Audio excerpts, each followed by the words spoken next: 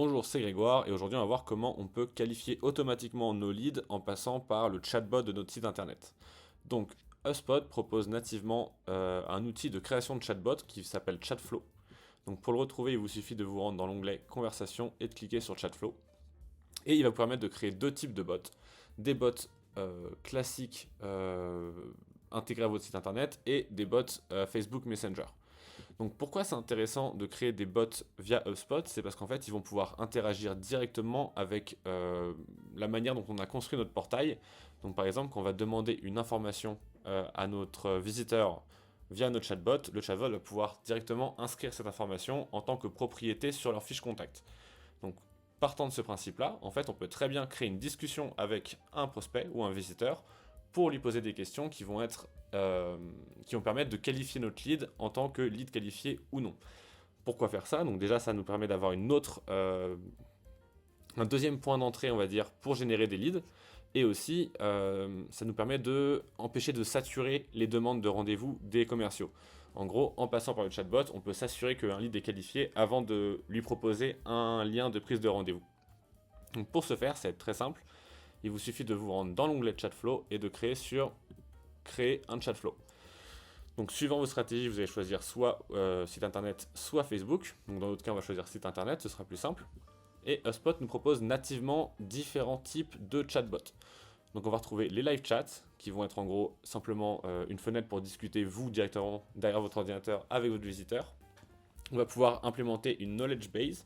Donc les knowledge base, ça va être un type de contenu qu'on va créer sur HubSpot pour répondre aux questions utilisateurs.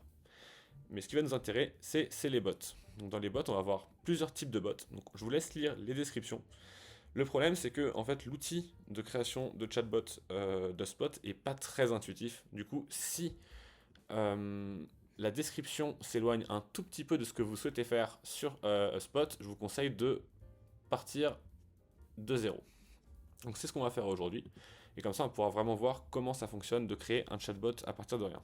Donc on clique sur Next. On choisit notre langue, le type de boîte de réception qui va être lié à ce chatbot, et ensuite on crée. Donc, un chatbot, ça se présente, la page d'édition de chatbot se présente de la manière suivante. On a le welcome message qui va être en fait le petit message qui va apparaître en bas à droite de votre écran, qui va inciter les gens à cliquer sur le chatbot.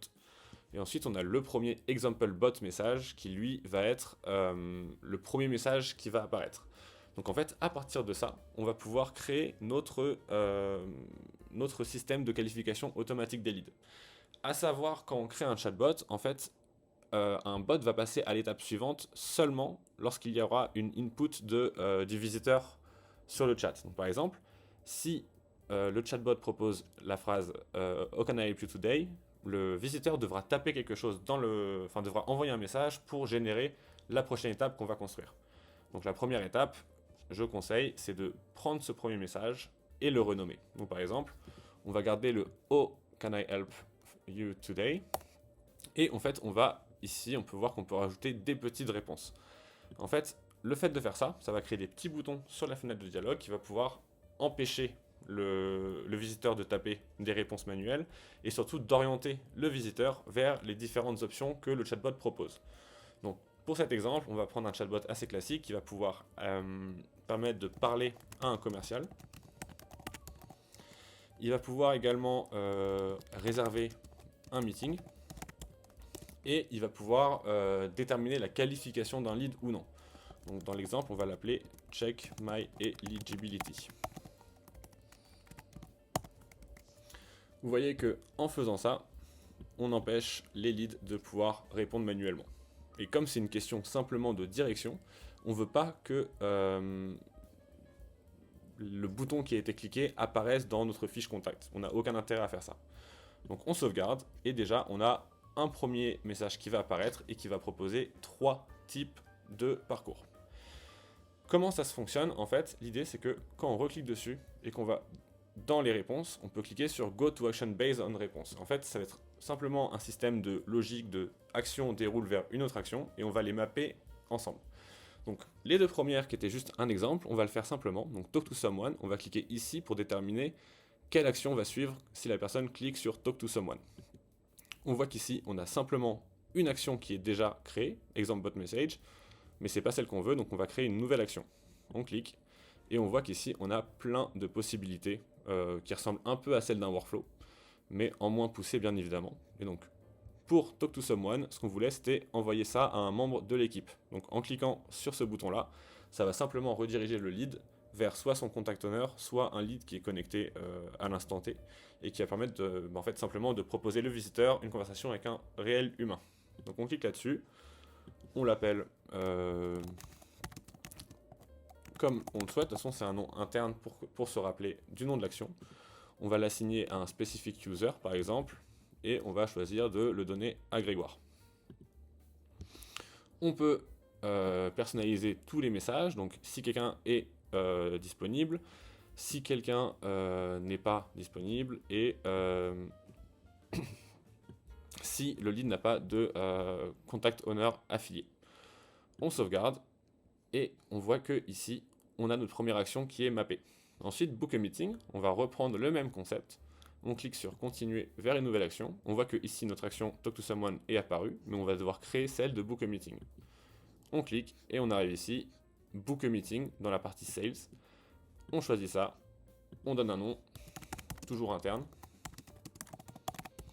Et on va choisir les meeting links HubSpot qu'on a créés.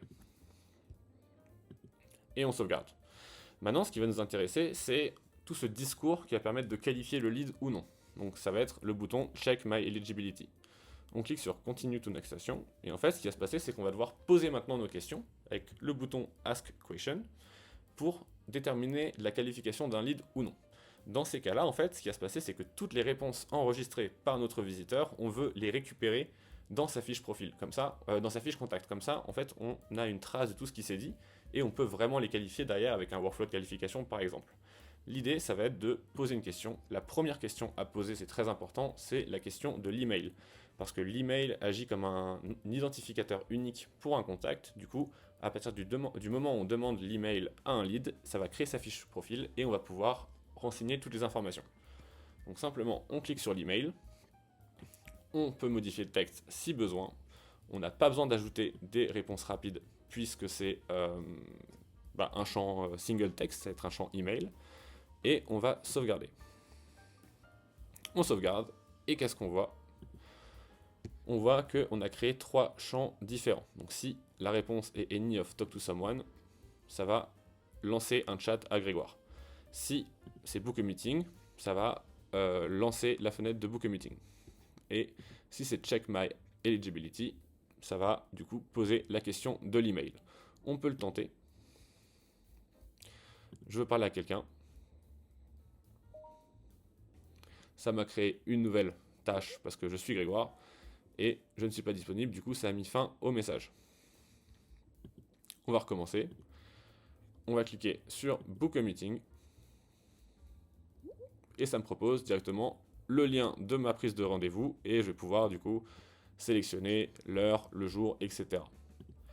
On recommence et si on clique sur Check My Eligibility, il va me demander mon email. Donc ça fonctionne. L'idée maintenant qu'on a une adresse mail, on va vouloir du coup définir les différentes étapes qui vont faire qu'un lead est qualifié ou non. Donc ça va dépendre de, de vos process internes et des propriétés qui correspondent à un lead qualifié ou pas. Donc dans notre cas, on va dire par exemple qu'un lead doit venir de France, son titre doit être CEO ou directeur et il faut que le revenu annuel de son entreprise dépasse les 100 000 euros. Donc en fait, on a ces 3 propriétés-là qu'on va simplement demander à travers cette conversation. Donc maintenant qu'une personne a répondu son mail, on va pouvoir lui poser une nouvelle question. On pose la question et on voit qu'ici il y a Job Title. Donc par exemple, ça correspondait à une propriété que je voulais demander. On clique sur Job Title, on modifie le texte si besoin. Je vous conseille de rajouter différents types de réponses préinscrites pour éviter pour simplifier le parcours. Parce que si jamais on dit que un lead qualifié c'est CEO, mais que la personne inscrit PDG ou directeur, ça ne fonctionnera pas. Du coup, on va directement proposer nous-mêmes les différentes options qui s'offrent à lui. Bien sûr, il faut être plus précis, mais dans cet exemple-là, ça suffira pour comprendre le concept.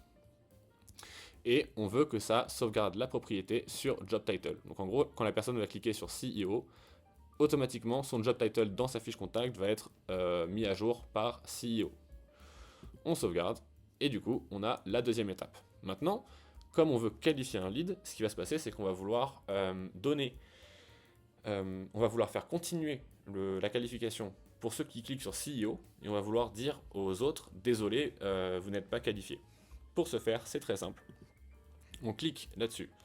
On va aller pareil dans if then branch, donc les branches si alors, et du coup on va créer nos conditions. Donc on crée une condition, et là ça va être la condition pour les refus, pour les gens qui ne sont pas qualifiés. Donc si la réponse visiteur fait partie de manager, interne et over, alors on va créer une nouvelle action, et ça va être simplement un message qui va s'appeler sorry, et on peut dire sorry, you are not qualified. Donc dès qu'ils vont cliquer sur une de ces trois possibilités, on va leur dire désolé, vous n'êtes pas qualifié. Maintenant qu'on a setup les messages de refus, on veut continuer notre qualification en posant d'autres questions. Donc on revient sur cette fenêtre-là, on va créer une nouvelle branche si alors, et cette fois ça va être si le visiteur répond CEO, qui est notre élément de qualification. Next action, donc la prochaine action sera aller une nouvelle action, et on va poser une nouvelle question. Donc on avait dit qu'il fallait qu'il soit CEO, qu'il soit en France, et que son revenu annuel soit plus de 100 000. Donc là, on voit que revenu annuel et pays, ça n'appartient pas à au choix de base. Du coup, on va cliquer sur collecter une autre propriété. On va poser nous-mêmes la question. Donc, le nom interne, c'est country.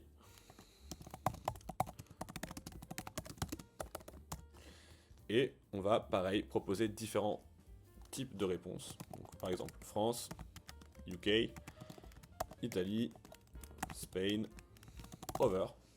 Dans tous les cas, il n'y aura que France qui sera qualifiée. Et on va sauvegarder cette propriété.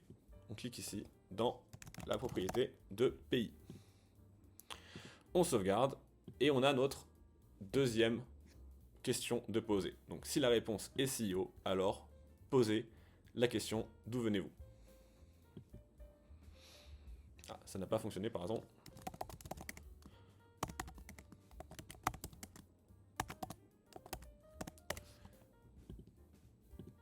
Voilà, c'est mieux. Et donc là, vous l'aurez compris, on va pouvoir répéter les branches si alors. Donc si UK, Spain, Italie, alors pas qualifié. Si France, alors qualifié. Donc on retourne dessus. Branche si alors, on en ajoute une. Si la réponse est UK, Spain, Italie, une autre manière de le faire serait de faire n'est pas France, ça fonctionne aussi.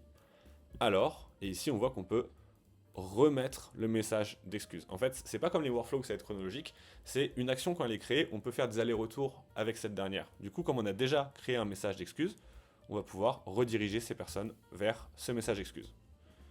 On sauvegarde et on va en rajouter une nouvelle. Si la réponse est France, alors créer une dernière action et notre question, ça va être le revenu annuel.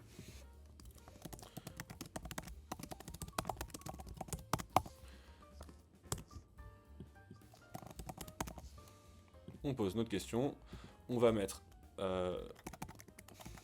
différentes possibilités.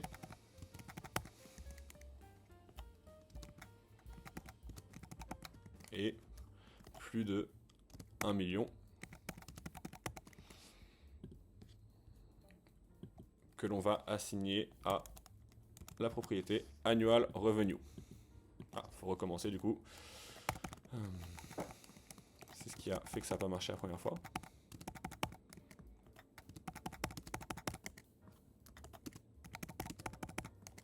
Ok, là on est bon. On sauvegarde. Et on voit que si la réponse est France, ça pose la question. Dernière étape, toujours on a dit que c'était 100 000 ou plus. On fait des branches. Si la réponse est 10 000 et 1000, alors on met le message d'excuse, vous n'êtes pas qualifié. Et si jamais c'est 100 000, 1 million, plus d'1 million, alors on va tout simplement leur dire qu'ils sont qualifiés et que c'est génial. Donc déjà, ce qu'on peut faire, c'est assigner une propriété. Par exemple, si vous avez une propriété qui va s'appeler qualified, vous pouvez dire bah, maintenant, cette personne-là, elle est qualifiée. Donc du coup, votre CRM automatiquement qualifiera ce contact grâce à ce chatbot. Et quand on revient dessus, on va pouvoir continuer le parcours une fois qu'il a répondu 100 000, 1 million et plus d'1 million. Et du coup, ici, on va pouvoir continuer la suite d'actions qui va découler de s'ils sont qualifiés. Donc là, on a dit on a dit à HubSpot que ce contact était qualifié, mais maintenant, il faut l'indiquer à cette personne-là. Et par exemple, on peut imaginer que si un contact est qualifié, vous voulez le rediriger vers une prise de rendez-vous pour finaliser une vente ou pour avoir un premier contact avec ce lead. Donc, on clique sur plus et on va rajouter une question. Ça va être une question customisée. En gros, ça va être comme la première étape. Ça va pas une question où on va récupérer une propriété. Ça va être une question simplement pour rediriger notre utilisateur. Donc, on va l'appeler Bravo. On va dire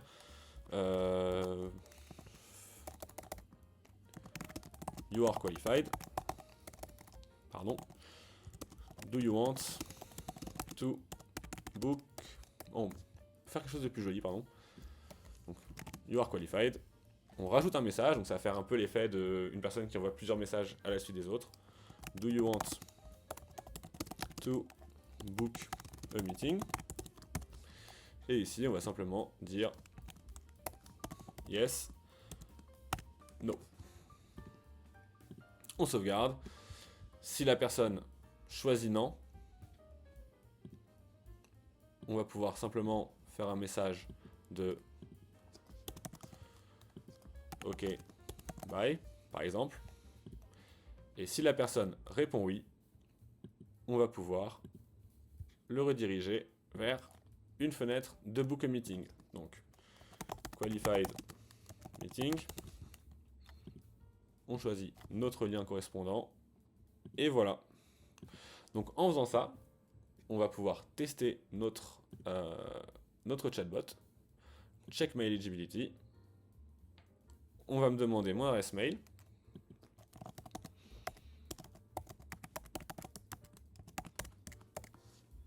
Ensuite, on va me demander mon titre. Donc là, je dis que je suis CEO. Je viens de France. Et j'ai 1 million de chiffre d'affaires. Super, je suis qualifié. Est-ce que je prends rendez-vous ou pas? Je veux. Et j'ai plus qu'à prendre mon rendez-vous directement ici. Donc voilà, c'était une courte introduction sur comment créer un système de qualification de lead sur un chat flow. Bien évidemment, c'est très rudimentaire. L'idée, ça va être de le peaufiner un maximum et de proposer une expérience beaucoup plus conversationnelle et agréable pour vos utilisateurs. En tout cas, j'espère que c'était assez clair. Si vous voulez aller un peu plus loin dans la maîtrise de votre portail HubSpot et dans les automatisations de vos process, j'ai mis un lien en description en bas qui va vous rediriger vers un court formulaire qui vous propose une page privée recensant tous mes workflows avec un article détaillé, une explication vidéo comme celle que vous voyez actuellement et un plan d'action sous forme de to-do list qui va détailler étape par étape tout ce que vous devez mettre en place pour pouvoir appliquer ces différents workflows sur votre portail. J'espère que c'était assez clair, je vous dis à très vite et bonne semaine.